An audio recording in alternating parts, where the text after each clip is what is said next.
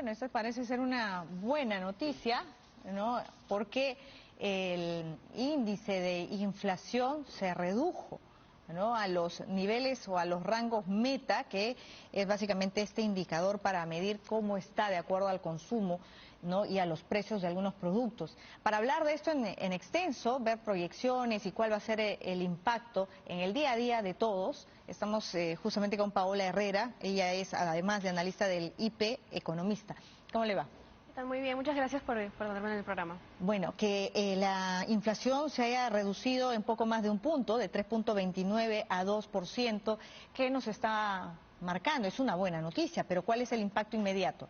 Sí, a ver, este entorno que ahora estamos teniendo de una inflación dentro del rango meta, y no solo eso, sino que nosotros en el IPE esperamos que se mantenga dentro del rango meta en los próximos meses de este año y cierre el 2024 en alrededor de 2.4, 2.3%, que es todavía dentro del rango meta. Es una buena noticia para principalmente todas las familias del Perú, que ahora van a ver una menor presión sobre sus bolsillos. Entonces, el año pasado teníamos un encarecimiento bastante fuerte de los alimentos, de productos básicos, que hacían mucho más complicadas las finanzas de los hogares, y ahora esto estaría aliviándose y principalmente esto va a tener un impacto positivo dentro de la capacidad de consumo de los hogares, impulsando también aquellos sectores que más que nada dependen del consumo de los hogares, como el comercio, los servicios, y por eso es que también hemos tenido esta mejor perspectiva hacia el resto del año en estos sectores clave. Desde el BCR se logra cierta estabilidad, no de ahora, porque sin duda alguna a nivel internacional también se habla mucho del modelo Velarde para el Banco Central de Reserva, y se logra tener una economía que sí puede alcanzar estos bajos descensos, estos rápidos descensos, esta reducción como el de la inflación. Pero el crecimiento no va al mismo ritmo. Hemos crecido, pero es de a poquitos, y estamos creo que en 3%, ¿no? Correcto, se espera, bueno, ahora el BCR acaba de actualizar su proyección. Nosotros también recientemente en el IPE subimos nuestra proyección de crecimiento para este año a 3%, que en realidad es una perspectiva más positiva que la que teníamos a inicios de año, porque en estos meses hemos visto una recuperación más fuerte de lo esperada de algunos sectores, como el agro, la pesca y el impacto que este sector ha tenido en la manufactura primaria. Y bueno, si bien mencionas que es un crecimiento de 3%, no tan alto como los que hemos tenido hace un par de décadas. Claro, porque subimos de 2.4 a 3%, me refería a ese aceleramiento, ¿no?, que es como, ahí va.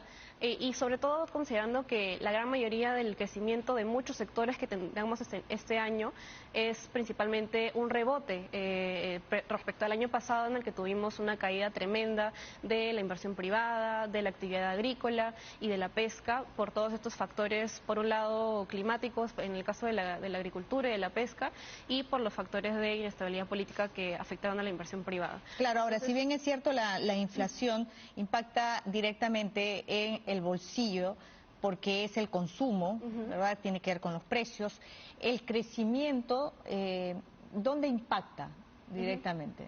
Este año lo que va a impulsar el crecimiento económico es la recuperación de esos sectores que mencionaba. Por un lado, ya estamos, en abril ya vimos una primera buena señal de la recuperación, una mejor recuperación de la esperada de la agricultura, que creció más de 20%, de la pesca, que creció más de 100%, y el impacto que tuvo esto en, sobre todo, la manufactura de productos derivados de la pesca, como el aceite de pescado, la harina de pescado, y eso definitivamente va a traer mucho más, una recuperación del empleo que se perdió el año pasado. De hecho, en estos últimos meses hemos estado viendo ya un poco de mejores cifras de empleo. ¿Cuál es la tasa actualmente?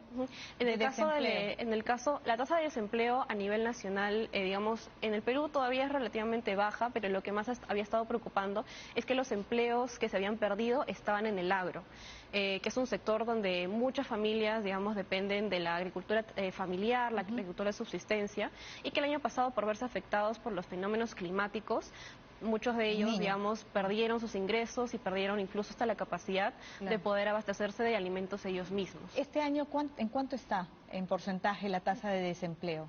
No tengo la cifra exacta, pero más o menos estaba en alrededor de 5 o 6%, y de todas maneras lo que va a ocurrir este año, esperamos un rebote el año pasado se perdieron alrededor de 157.000 empleos, y este año se recuperaría gran parte de eso, si es que no, digamos, si es que no todo.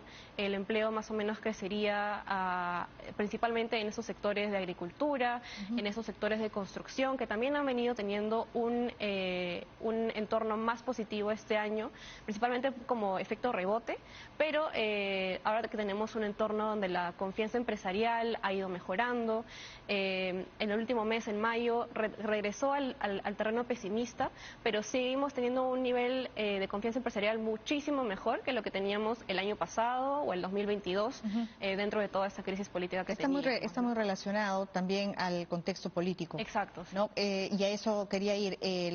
El crecimiento de la economía, ustedes han podido analizarlo, ¿no? Se proyecta 3%, ¿no?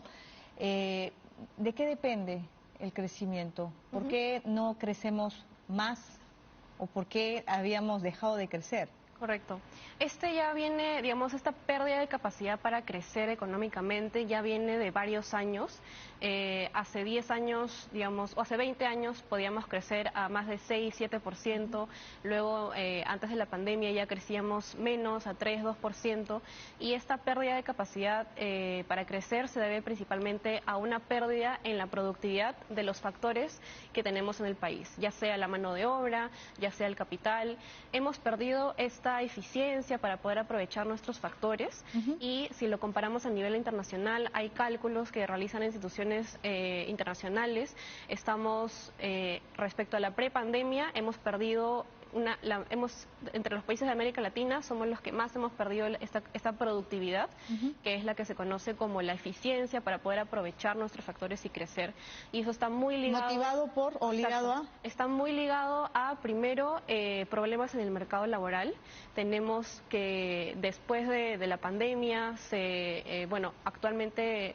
Bueno, en los últimos años tuvimos algunas contrarreformas, por así decirlo, en el mercado laboral. No hemos podido tener las reformas de segundo grado en cuanto a mejorar el mercado laboral o las empresas para poder motivar una mayor formalidad y crecimiento de las empresas, que son donde se concentra la productividad, ¿no? Una empresa no puede ser productiva si es que no crece. Las empresas más grandes son las que tienen mayor productividad por trabajador, mientras que las más pequeñas no es posible, digamos. Se perdió el empleo. Y eso todavía va a paso lento en cuanto a la recuperación, que impacta directamente con el crecimiento de nuestra economía. Las cifras en cuanto a informalidad también están muy ligados a estos dos elementos. Exacto. ¿En cuánto por ciento estamos? Tenemos actualmente, al 2023 teníamos una tasa de 71% de informalidad, es decir, 7 de cada 10 trabajadores en el Perú se desempeña en la informalidad. Y lo que más preocupa acerca de esto, más allá de que estemos ligeramente por encima de la prepandemia o no, es que en las últimas 2 décadas no se ha podido resolver, no se ha podido reducir la informalidad. Pero más bien ha crecido, ¿no? Porque en campañas anteriores yo recuerdo que se hablaba mucho acerca de la informalidad y no teníamos este porcentaje, ¿no? Exacto, 70%. 71% por ahí. 71%, sí. ¿no? Se hablaba de 60%. Pero no ha pasado mucho tiempo y esto se ha incrementado. Exacto. Y más que, digamos, como mencionaba, más que el incremento reciente, es que tenemos los mismos niveles de informalidad que teníamos hace 15 años, hace 10 años, o peor. Entonces no tenemos esta senda clara de cómo, o esta en todo caso iniciativa clara desde el gobierno para poder ya empezar a atacar este problema, que más que nada no es un problema porque el trabajador sea informal o no, sino porque no le permite desarrollarse. Exacto, no hay incentivos de las empresas para que sean formales y que crezcan poco a poco. Claro. Como está ahorita la regulación laboral, la regulación de las empresas, hay muchos incentivos a quedarse en el enanismo empresarial, a que los empresarios reporten menos ventas, contraten menos trabajadores para que, digamos, no tengan que pagar más impuestos o más beneficios sociales. Una última pregunta, Paola, y este grueso de informalidad que tenemos, si bien es bastante nociva, ¿no?, en algunos aspectos, cuando se analiza el caso peruano a nivel internacional, se toma en cuenta justamente para que de alguna manera esta masa de informalidad haya sido como una especie de sostén subterráneo de la economía, para que pueda de alguna manera una gran cantidad de población mantenerse y no caer más en pobreza. Sí, esa es, digamos, eso de buscar un cachuelo, buscar un trabajo, aunque sea parcial, aunque sea con ingresos bajos, en la informalidad, es el escape, por así decirlo, de muchos trabajadores que no logran alcanzar ya sea las capacidades, las habilidades técnicas para entrar a la formalidad. De alguna manera, paradójicamente, este porcentaje de informalidad tiene participación en la economía del país, que no se haya caído del todo. Correcto, de todas maneras, este escape, digamos, si las personas no llegaran a incluirse en el empleo informal, quedarían desempleados y muchas actividades perderían, digamos, producción y los trabajadores perderían ingresos. Entonces, en el Perú, como está estructurada la seguridad social, un peruano no se puede permitir no trabajar. Si no trabaja, no tiene ningún sustento suficiente para poder cubrir los gastos de su familia y por lo tanto tiene que recurrir a la informalidad. A diferencia de otros países donde sí a diferencia de otros países donde sí se tiene una red de seguridad social mucho más establecida para los desempleados, pero aquí no es el caso y por lo tanto la gran mayoría de trabajadores se sostiene en la informalidad para poder sobrevivir. Yo puedo pasar a ser formal, pero ¿qué incentivo me dan? Correcto. ¿No? Sí. En otros países ciertamente hay una cobertura social, ¿no? En términos de salud, en términos a todo nivel, pero acá depende mucho de la situación. Va a ser seguramente un tema para las próximas elecciones, para la campaña que se viene. Sí. Gracias, Paola, muchísimas gracias por habernos ayudado a entender, y es una buena noticia, ciertamente, hay que reconocer que se redujo la inflación y hemos crecido un poquito más en la economía de nuestro país. Vamos a hacer una pausa, regresamos, son las 11:49.